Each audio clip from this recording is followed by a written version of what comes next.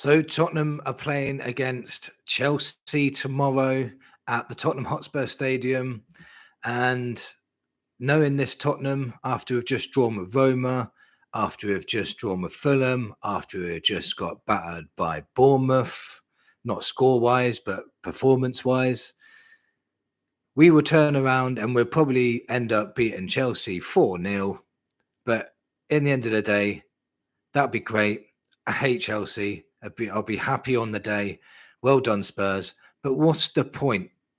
And what I mean by that is, what's the point in beating Chelsea 4-0, beating Manchester City 4-0, beating Aston Villa 4-1, but then our next few games lose to Southampton away, lose to Nottingham Forest away, go out of the League Cup to Man United.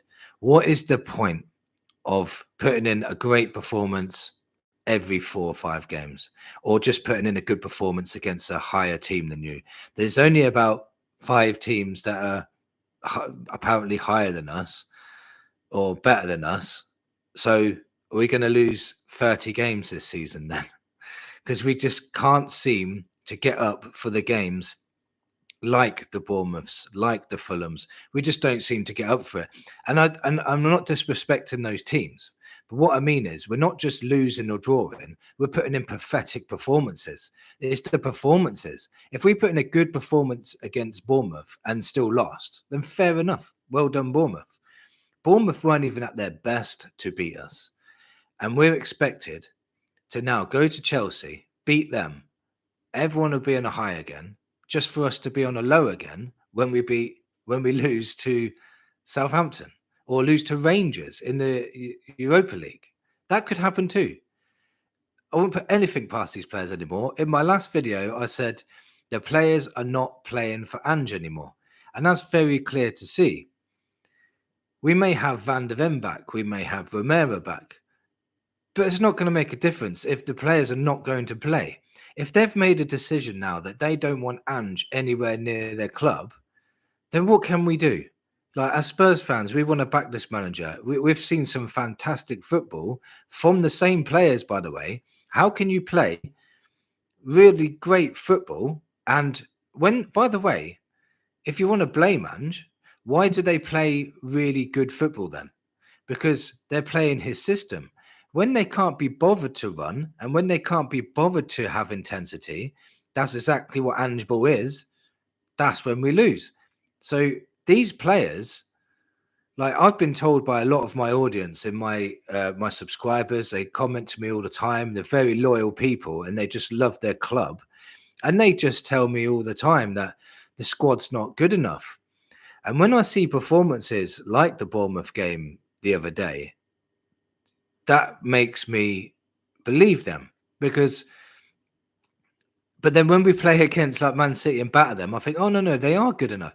We're more up and down than an elevator. I don't get it.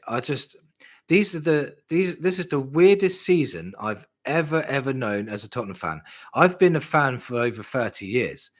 And I remember us when we were really crap. I mean, really bad, finishing 15th in the league. And at least I knew where we stood. At least I knew what games we were going to lose and what games we could win.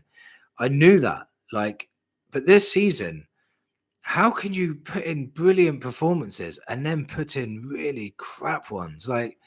It's like I've done a video before called Jekyll and Hyde. You don't know what you're going to get with them. You really don't know what you're going to get. And my whole point to this video is I'm not even excited now. If we beat Chelsea, I'll be happy. Don't get me wrong. I'll be cheering on the team. We're playing against Chelsea. I hate Chelsea. We all do, as Spurs fans. And they hate us. That's where it should be. But if we beat them, I'll be excited on the day and happy on the day. But thinking in the back of my head, we all know the next game's going to come tumbling down on us again. It's all going to go pear-shaped again. We know it. It's happened all season. It's not going to change. But can you imagine if we lost to Chelsea, but not just lost? What if we got battered by Chelsea? What if it all went pear-shaped against them? What if we went up against them? Because I'm telling you now, that will tell me 100. I'm 99% sure the players are not performing for Ange. I'm 99% sure now. But if they don't turn up against Chelsea now, I'll be 100% sure. Because if they're not playing for Ange, what are they playing for when they do play well? Are they just playing for moves? Do they want to go to a better team? I don't know what's going on. If we beat Chelsea, I'm happy. If we lose to Chelsea, then you know, it's, it's probably it. It'll be probably it for this new rebuild. I just don't want to keep sacking managers and starting new rebuilds and then having that excuse of, oh, it's a rebuild. Don't worry. Like that's why we didn't win anything this season, because it's a rebuild. Oh, and then like the next manager will come in and all the Tottenham fans after about 6 months to 8 months, when he's not, top three or not winning trophies, they'll be like, I want this manager out as well. And then it'll be around and round and round we go, and there'll be another manager getting the sack, and we'll be back to another rebuild. And we might as well be called Tottenham Rebuild FC, because that's all we ever seem to be doing. And I don't want to sack Ange. I want the players to get behind him. I want the fans to get behind him. But the fans are struggling to get behind him if the players don't get behind him, because then we're having poor performances, and the person that's going to get blamed will be Ange. And at the end of the day, he's the manager. And if he can't motivate these players, then yes, it will be down to him and he'll be sacked. But we all know it's the players. We all know it's them down in tools, because we know they can play, but they just switch off when they feel like it. But they're not the ones that are going to get blamed for it. They're just going to get a new manager in and start performing for him for a couple of months until they can't be bothered to do it for him anymore. And then it'll be back to bloody rebuild. It's the same all the time with this club. And again, you could be blaming Levy for this. You might blame Levy for this, maybe. But I'm not blaming Levy for the misplaced passes. I'm not blaming Levy for the lack of intensity. I'm not blaming Levy for players not wanting to play. Maybe you can blame Levy for not paying the top dollar for the top players.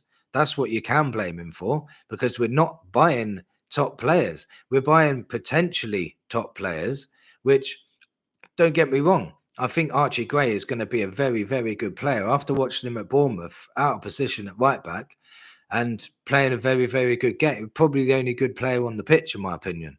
So we've got future good players, but how long are they going to be at the club before they get sold? We're already talking about selling Porro. We've only had him a couple of years, and we're talking about selling him. We've had Romero a couple of years, talking about selling him.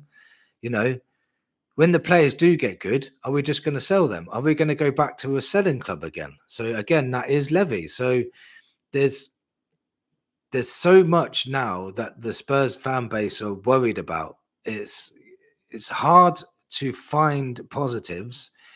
I really hope Ange can turn this around. If he can turn this around, then great. That'd be great. I'd love it. But at the moment, this Chelsea game, if we win, at the moment, I don't see the point. Go on, put in a good performance and then put in 2 more crap ones after. It's pointless. Let me know in the comments what you think of this, and come on, you Spurs.